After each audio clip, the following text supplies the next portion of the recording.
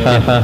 أعوذ بالله من الشيطان الرجيم. بسم الله الرحمن الرحيم. الحمد لله رب العالمين الرحمن الرحيم مالك يوم الدين. إياك نعبد وإياك نستعين اهدنا الصراط المستقيم صراط الذين أنعمت عليهم غير المغضوب عليهم ولا الضالين. آمين.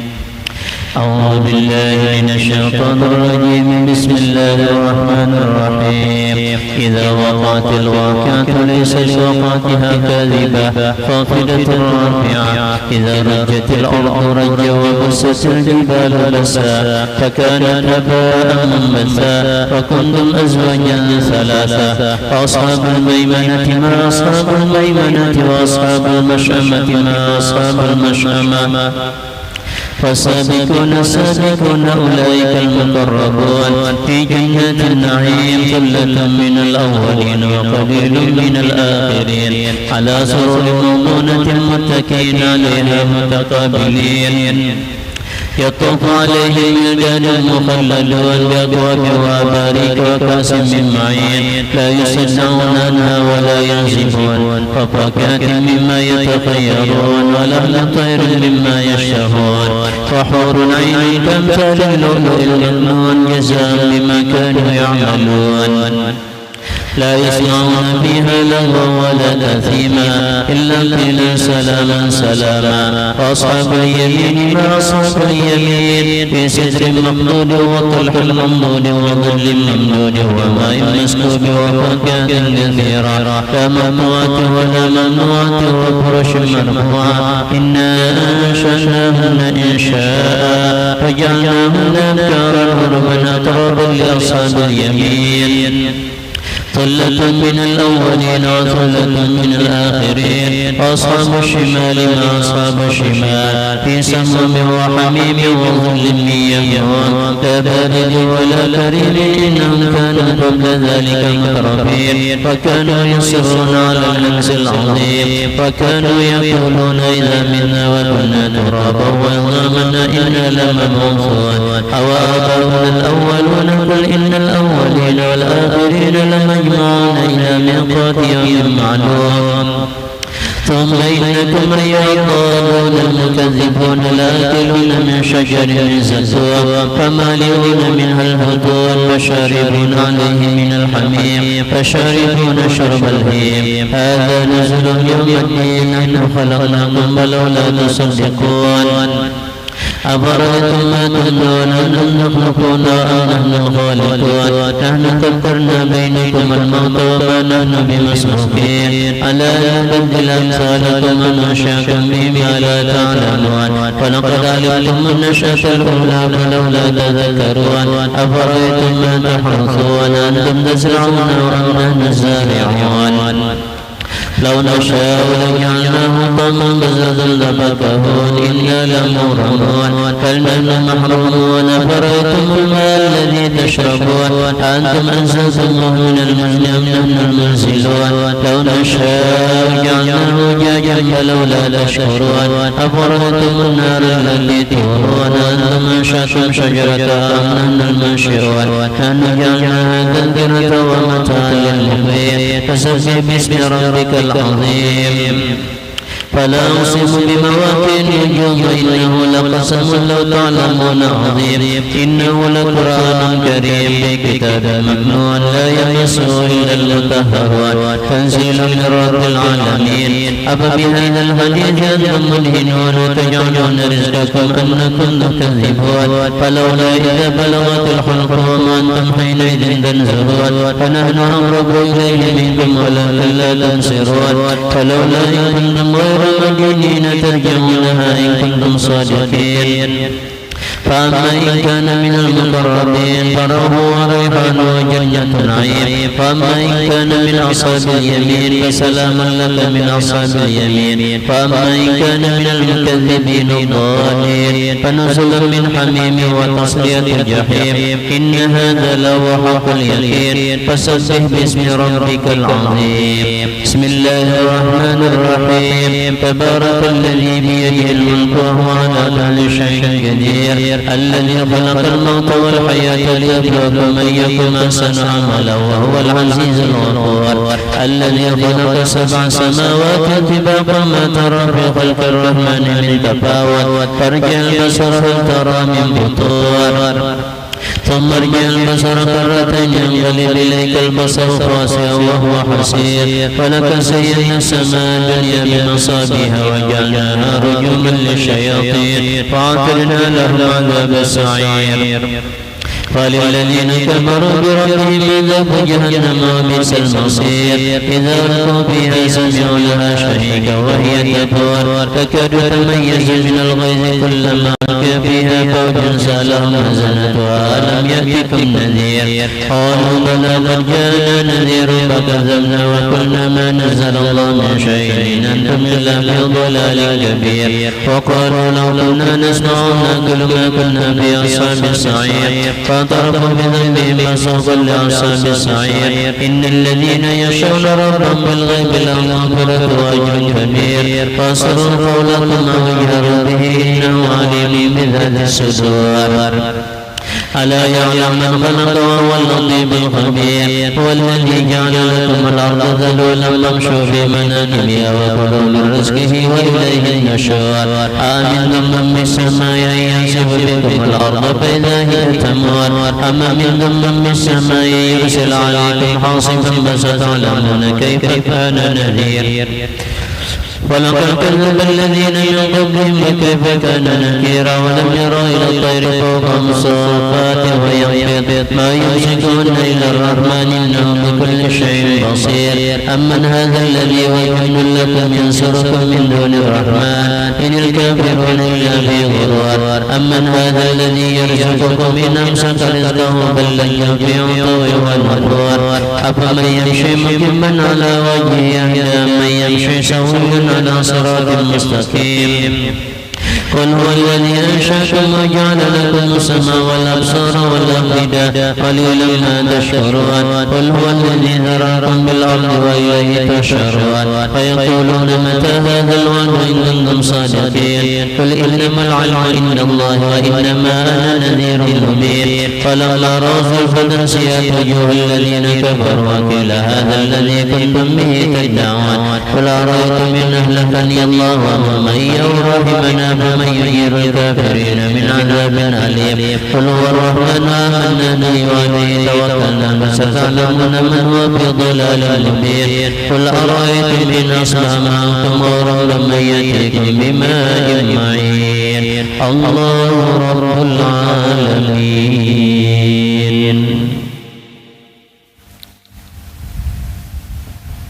Pergi mama.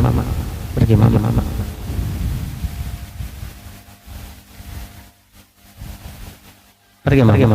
mama.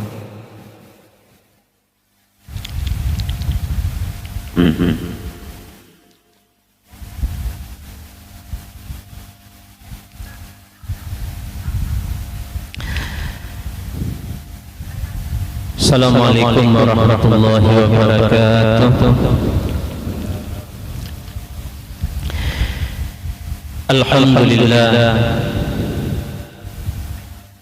Alhamdulillah rabbil alamin wa bihi nasta'inu ala umuri dunya waddin wassalatu wassalamu ala asyrafil anbiya'i wal mursalin sayyidil qurril muhajjalin imamil muttaqin sayyidina wa maulana Muhammadin wa ala alihi wa sahbihi wa barik wa sallim ajma'in.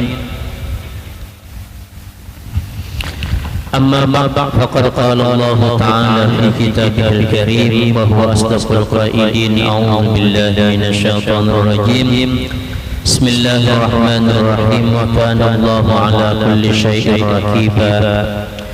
وقال حبيبنا محمد صلى الله عليه وسلم حين سأله جبريل فأخبرني ما الإحسان قال الإحسان أن تعبد الله كأنك تراه فإن لم تكن تراه فإنه يراك. صدق الله العظيم وصدق رسوله الكريم ونحن على ذلك من الشاهدين والشاكرين. Puji syukur kita panjatkan kehadirat Allah Subhanahu wa taala, salawat beriring salam semoga tercurah dan terlimpah kepada junjungan kita Rasulullah sallallahu alaihi wasallam, ya kepada keluarga, sahabat, pengikut beliau ila yaumil qiyamah. Amin ya rabbal alamin. Bab yang akan kita baca adalah babul muraqabah, bab tentang muraqabah. Arti muraqabah itu merasa diri selalu diperhatikan oleh Allah Subhanahu wa taala. Dan muraqabah ini berarti kalau dari susunan ini sudah menjadi puncaknya.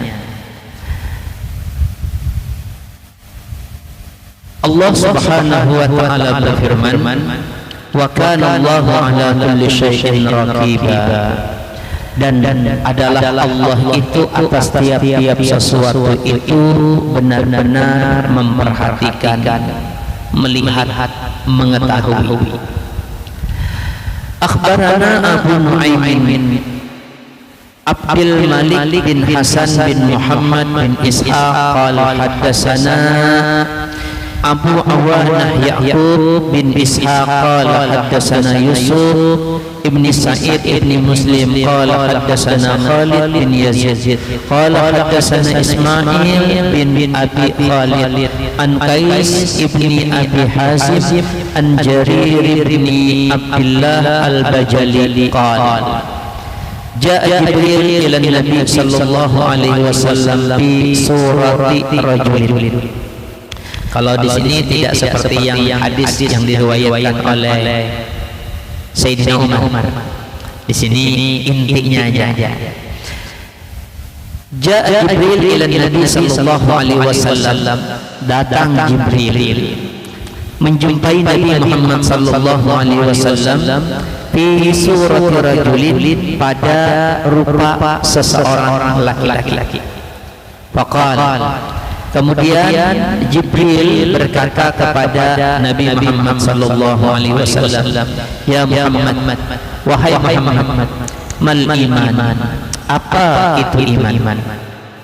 Qal, Rasulullah sallallahu alaihi wasallam menjawab, antu'mina billah, bahwasanya kamu beriman dengan Allah, wa malaikatihi, kamu beriman dengan malaikat-malaikatnya, wa kutubihi, kamu beriman dengan kitab-kitabnya, wa rusulihi, kamu beriman dengan rasul-rasulnya, wal qadri khairihi wa syarrihi, dan kamu beriman dengan takdir, baik itu takdir yang baik atau takdir yang buruk, wa halwihi wa murrihi, baik takdir itu yang manis atau takdir yang pahit.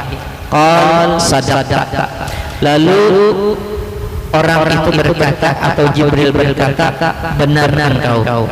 Fatajadna min tasdiqihi lin nabi wa huwa yas'alu wa yusaddiquhu, maka kami heran, kata sahabat, daripada membenarkan orang ini kepada Nabi Muhammad sallallahu alaihi wasallam, dia yang bertanya, dia juga yang membenarkan. Qal Fa'akhbirni mal Islam, lalu Jibril berkata lagi, apa, beritahu kepadaku apa itu Islam. Qal, Nabi menjawab, al-Islam an tuqimas shalah wa tu'tiyaz zakah wa tasum Ramadan wa tahujjal bait. Ini sekali lagi hadisnya tidak sesuai dengan yang aslinya. Kan kalau yang biasanya itu Islam duluan, rututannya. Ini beliau hanya mencuplik aja. Artinya hadis ini tidak beliau sodorkan seutuhnya, tapi intinya aja yang beliau ambil.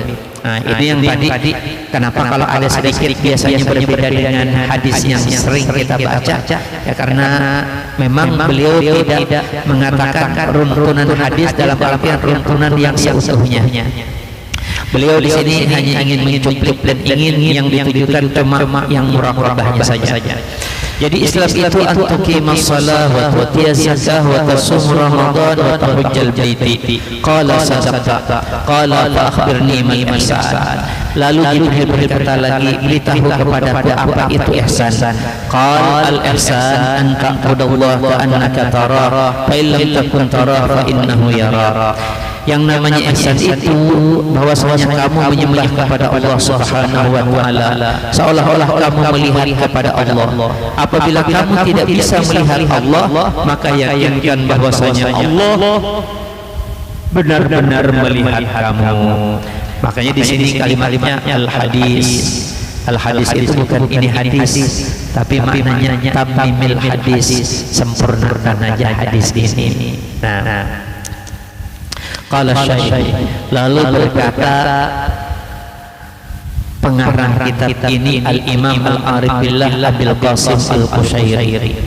Nah, kata beliau, hadis itu sering sudah kita dengar. Hadzal ladzi qalahu sallallahu alaihi wasallam. Inilah yang dikatakan oleh Rasulullah sallallahu alaihi wasallam. Fa illam takun tarahu fa innahu yara. Kalau kamu tidak bisa melihat kepada Allah, maka yakinkan bahwasanya Allah benar-benar melihat kamu. Hadza ini isyaratun ila halil muraqabah. Ini isyarat kepada hal seseorang itu sudah muraqabah. Maka kalau orang muraqabah, orang merasa dilihat oleh Allah Subhanahu wa taala, maka ketika itu orang itu sudah masuk ke maqam ihsan. Li'anna al-muraqabah, karena yang namanya muraqabah itu ilmul abdi bitilai Rabbi Subhanahu alaihi. Yakinnya seorang hamba dengan melihatnya Tuhan kepada dia. Jadi hamba yang yakin seyakin-yakinnya bahwasanya Allah melihat dia, itulah orang yang disebut dengan muraqabah. Fa istidamatuhu li hadzal ilmi muraqabatun li rabbih. Maka kalau terus-terusan ini bahwasanya hamba itu tahu bahwasanya Allah memperhatikan dia, nah maka pas istidamatuhu li hadzal ilmi, maka terus-terusan perasaan hamba dengan pengetahuannya ini namanya muraqabatun li rabbih. Berarti hamba itu muraqabah terhadap Tuhannya. Lalu kata beliau, wa hadza aslu kulli khairin lahu.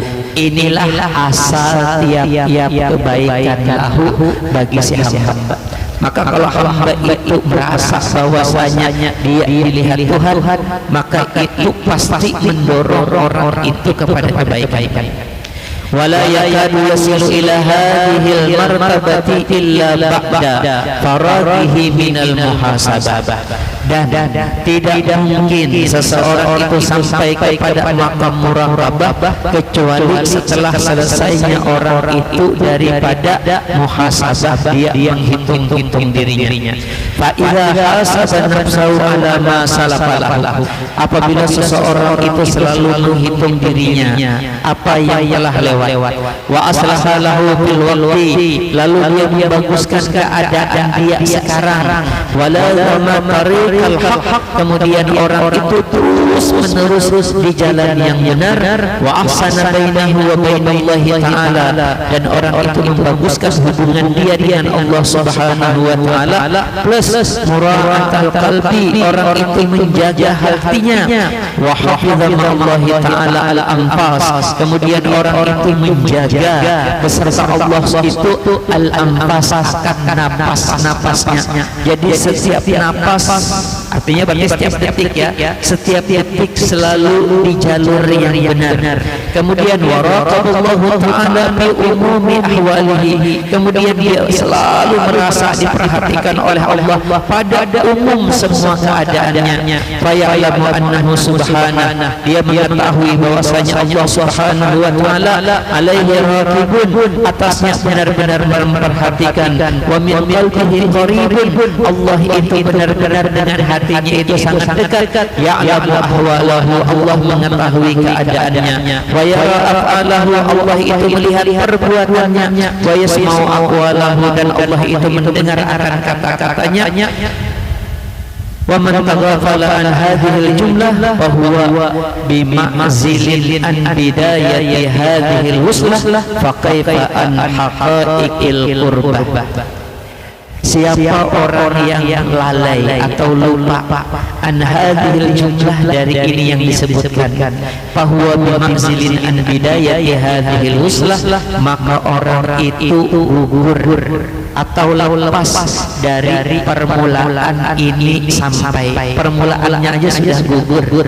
Pakai an haqaiqil qurbah, bagaimana orang ini bisa dikatakan sampai kepada hakikat dekat dengan Allah Subhanahu wa taala. Itu bahasa beliau. Mungkin terlalu cepat, tapi aku ingin membacakan kalimat per kalimat dahulu. Maka berarti baik dari hadis tadi yang sudah dijelaskan oleh beliau, berarti manusia itu runtunannya kan dari segi hadis iman dan Islam disebutkan dahulu, baru ihsan. Baru ihsan ini yang tadi disebut dengan maqam muraqabah dan dijelaskan oleh beliau. Jadi begini, orang yang baik, kalau baik itu kan berarti, kalau baik kan sudah luar biasa ya. Orang itu akan baik nanti kalau orang baik itu nanti akan sampai kepada haqaiqil qurbah, hakikat dekat dengan Allah. Dekat dengan Allah itu berarti sampai. Makanya rancang kalau buhan orang bertarikat itu jar yang kuulangi sekali lagi, mereka bilang al-wasil ilallah, sampai kepada Allah. Arti sampai kepada Allah itu bukan sampai kita berjumpa dengan Allah, bukan. Kalau dalam artian kita berjumpa dengan Allah Subhanahu wa taala, berkali-kali ku ceritakan Nabi Musa aja untuk melihat Tuhan kada mampu. Yang mampu cuma Rasulullah sallallahu alaihi wasallam. Kalau ikut beranggapan aku ini mau mati Nabi, walaupun ikam mau mati Nabi, kadang mungkin makam ikam itu lebih tinggi dibandingkan makamnya Nabi Musa alaihissalatu wassalam.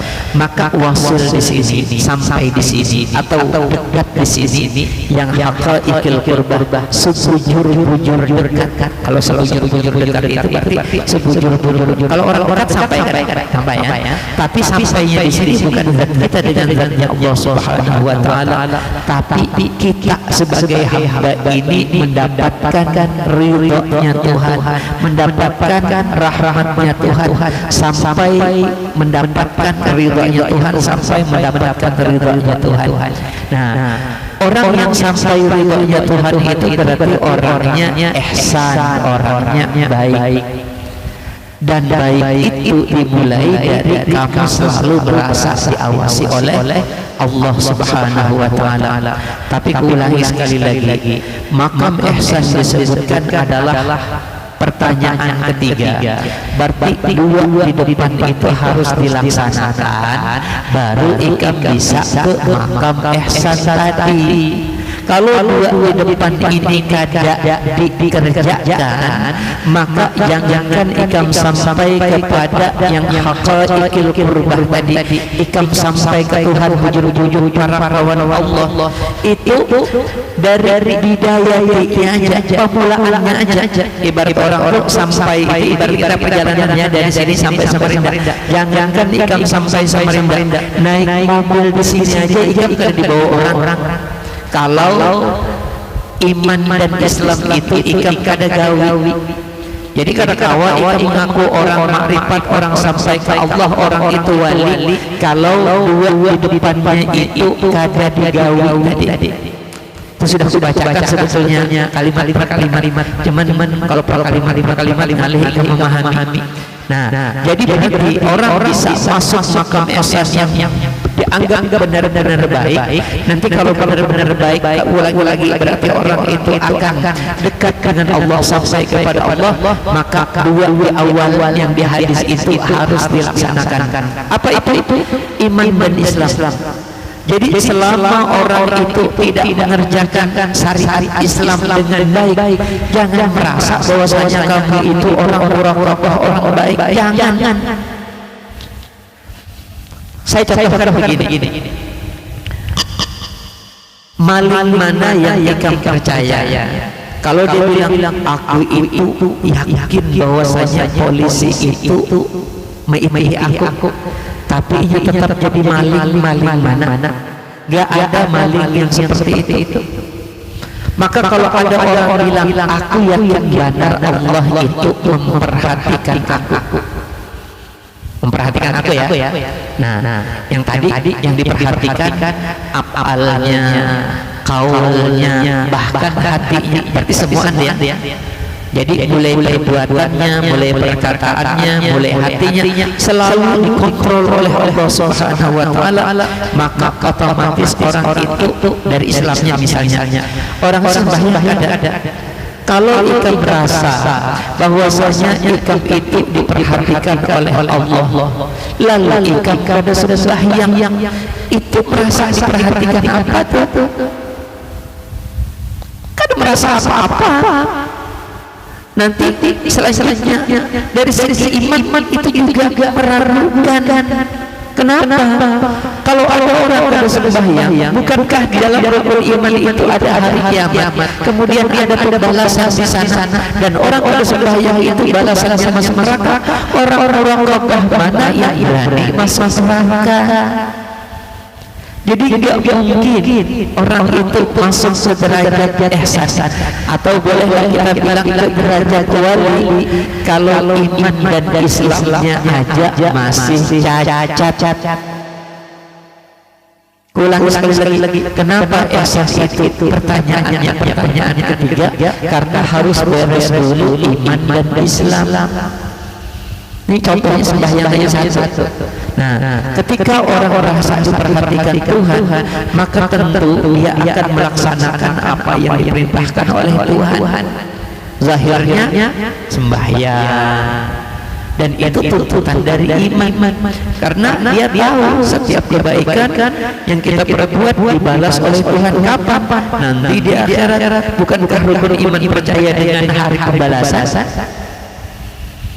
Nah, maka aku ulangi sekali lagi, ini ringkasnya aja. Kalau orang Islamnya belum beres, Islam itu sembahyang yang disebut, puasa, zakat, haji. Kemudian imannya belum beres, percaya kepada Allah, berarti kan otomatis ibadah harus karena Allah. Kan harus itu ya, sembahyang ini luarnya, iman itu nanti di dalam hati kamu. Kalau kamu percaya dengan Allah yang maha membalas, otomatis berarti bisa menjaga hati. Kalau itu utuh, baru ihsan itu ada. Kalau Islamnya amburadul atau imannya amburadul, berarti iman yang amburadul itu melakukan pekerjaan yang Islam tadi, salat, zakat dan sebagainya, tapi tujuannya kepada selain Allah, itu menunjukkan tidak iman kepada Allah. Maka jangan pernah mimpi orang itu sampai ke maqam ihsan. Dadah. Mungkin kalau nyebab kita ini diawasi Allah, benar itu cuma pandiran aja, tapi itu tidak akan pernah sampai ke dalam hatinya yang sebetulnya yang namanya muraqabah tadi kita sudah membaca. Yang namanya muraqabah itu adalah itu li'annal muraqabah ilmul abdi bitilai rabbi subhanahu wa ta'ala, ilmu tahunya. Jadi bukan hanya diucapkan. Tahu itu bujur-bujur tahu. Kalau cuma dikasahkan itu tuh tahu-tahuan aja. Orang sugih itu bukan yang berkesah yang berduit, bukan. Orang sugih itu yang duitnya banyak, bukan yang berkesah. Wah, menduit itu kalau rumah itu belum lemari, kamar tuh hibak lawan duit. Oh, jar. Bukan itu orang sugih. Bayar di warung, bayar kawan. Lain yang karena orang sugih itu dasar sajuran, duitnya banyak, bila belanja langsung bayar orang. Kayak itu sama. Yang namanya muraqabah bukan pandir kita itu diawasi Tuhan, tapi gawian kada baik, niat kada baik, itu merasa diawasi apa? Orang yang merasa diawasi, zahirnya diawasi, batinnya diawasi oleh Allah, maka dia akan membaguskan zahirnya. Yang zahir terjadi sembahyang, puasa itu kan zahir nampak. Yang batinnya apa? Tujuannya kemana? Maka orang yang muraqabah itu. Jadi kadang-kadang orang itu mengaku muraqabah tapi kan sembahyang, kisah ma'rifat kesembayangan parai. Itu kisahnya ya sama aja kok, kisah banyak berduit di rumah ngujar hibak lamari duit seratusan sesusun, bahkan ganjal lawa aja duit cari mesanya kisahnya, tapi kenyataannya minum catat dulu. Nah kak ulangi sekali lagi, ini bukan masalah lahir.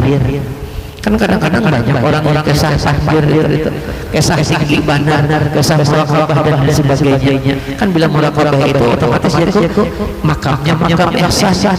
Kenapa makam ihsan? Bila orang muraqabah, kulangi sekali lagi, anak kita aja. Kalau ia merasa ada abahnya mimpi, itu kita buka buku. Kenapa punya melihat abahnya mimpi, baik membaca kisah belajar ya Allah. Tapi pun ia kadang merasa diawasi oleh abahnya. Ia kadang-kadang buka buku, HP dibukanya, main game kayaknya. Kenapa? Karena ia melihat yakin abahnya kadang mimpi. Nah itu baru anak awal abad. Anak itu kadang pintar, abah itu kadang mengawasinya itu utuh. Bagaimana kalau orang yang mengaku wali misalnya, kan lain kan di walinya yang mengawasinya Tuhan, lalu ternyata ini masih maksiat. Apa itu ujuran walinya? Apa tujuan itu makrifatnya? Apa tujuan dia benar-benar merasa bahwasanya dirinya itu diawasi oleh Tuhan? Itu jangan-jangan dia tahu dari segi pinggir, tapi di dalam hatinya ia akan merasa, wah jarang merasa diawasi Tuhan. Lalu kenapa berani maksiat? Bukankah maksiat itu akan ada hukumannya?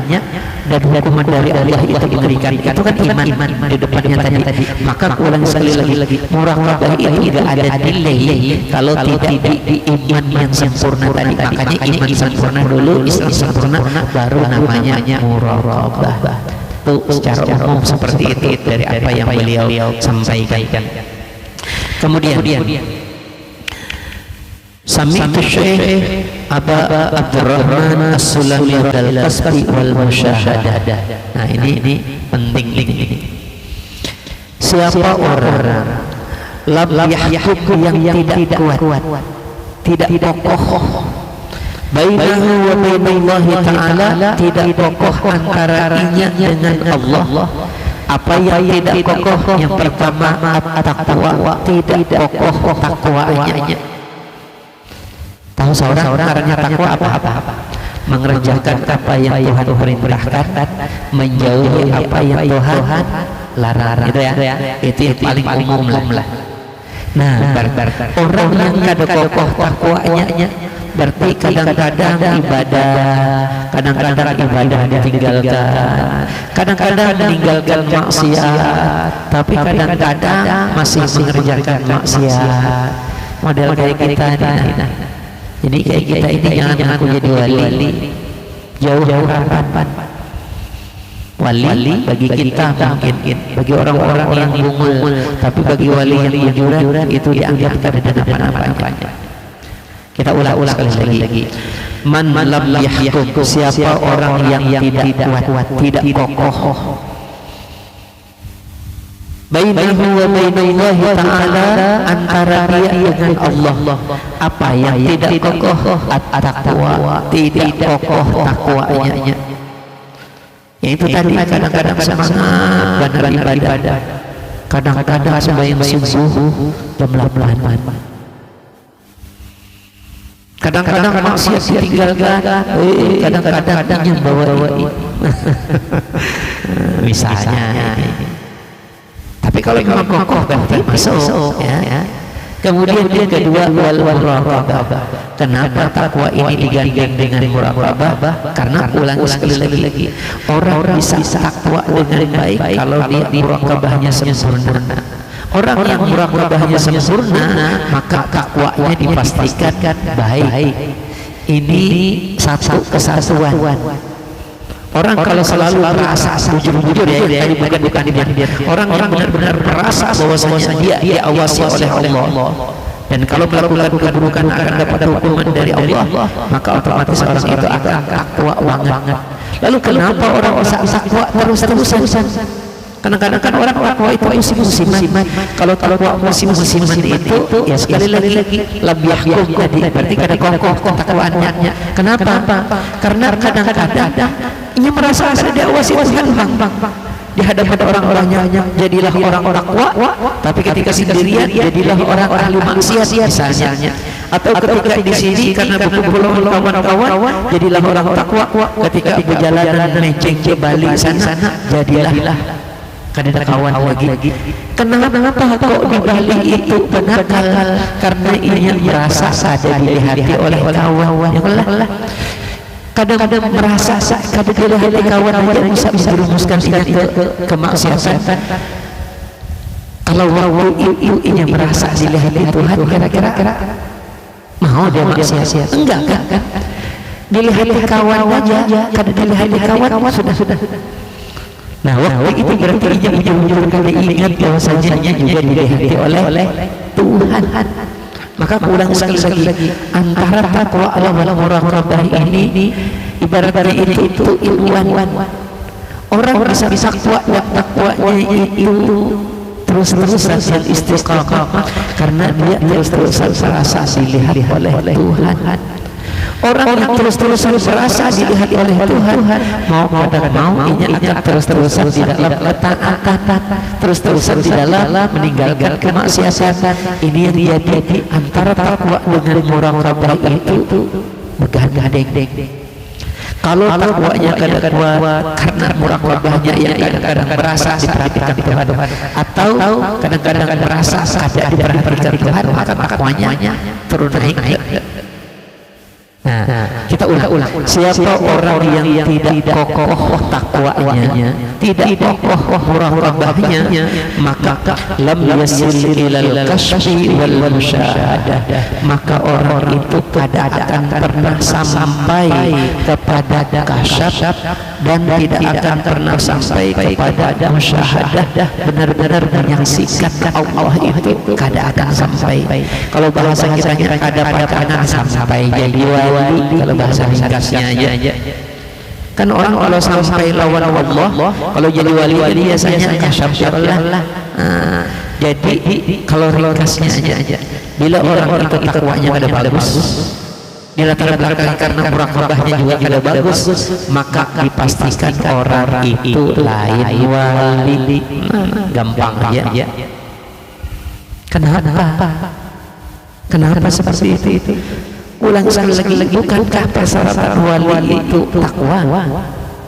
Kan ada di dalam Quran. Ini Raja Rasulullah SAW. Ala inna awliya Allah la khawfun alaihim wa la hum yahzanun alladzina amanu wa kanu yattaqun. Wali itu takwa. Kita di akhir zaman ini banyak yang salah paham. Itu yang jadi kenapa aku ulang kalimat ini supaya jangan salah paham. Tapi kalau ingin beranggapan aku yang salah, boleh juga. Makanya aku tampilkan Quran. Kalau Quran kadang-kadang salah. Yang tadi ala inna awliya Allah, ketahuilah bahwasanya wali-wali Allah itu la khaufun alaihim, tidak ada rasa takut atas mereka, wala hum yahzanun, tidak ada sedih atas mereka. Alladzina amanu, yang ngarannya wali itu adalah orang-orang yang beriman, wa kanu yattaqun, dan mereka benar-benar bertakwa.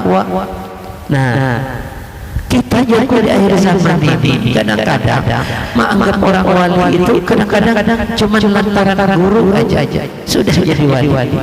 Padahal secara umum orang yang guru itu bisa orang berilmu, bisa juga ada di akhir zaman ini. Yang diajarkannya itu apa? Kalau yang diajarkannya ilmu, bujurannya berilmu. Tapi kalau yang diajarkannya itu kisah, itu lain guru ngarannya. itu bukan kesah ngarannya. Nah, kita asal suruh kadang-kadang bisa. Atau misalnya kadang-kadang itu ketika orang ini bujur ngalim, lalu kita pastikan orang itu wali, belum tentu dua, karena orang-orang berilmu itu tetap terbagi dua, ada yang ilmunya itu ilmu akhirat yang disebut ulama akhirat, ada orang itu ilmunya dunia, berarti ulama dunia mereka ini. Nah itu bisa ukur kalau ingin mengerjakan sesuatu pekerjaan akhirat, ya mengajar, ya sembahyang, ya apa, lihat kemana arahnya mengajar ini. Apakah ingin mengajar ini arahnya untuk menarik dunia? Kalau ingin menarik dunia, itu cuma ulama dunia, walaupun ujur alim, tetap ulama dunia tidak bernilai apa-apa di sisi Tuhan. Tapi kalau dengan apa yang dia lakukan tujuannya akhirat, baru ini ulama akhirat. Nah, kalau sudah ulama akhirat ini baru masuk yang laula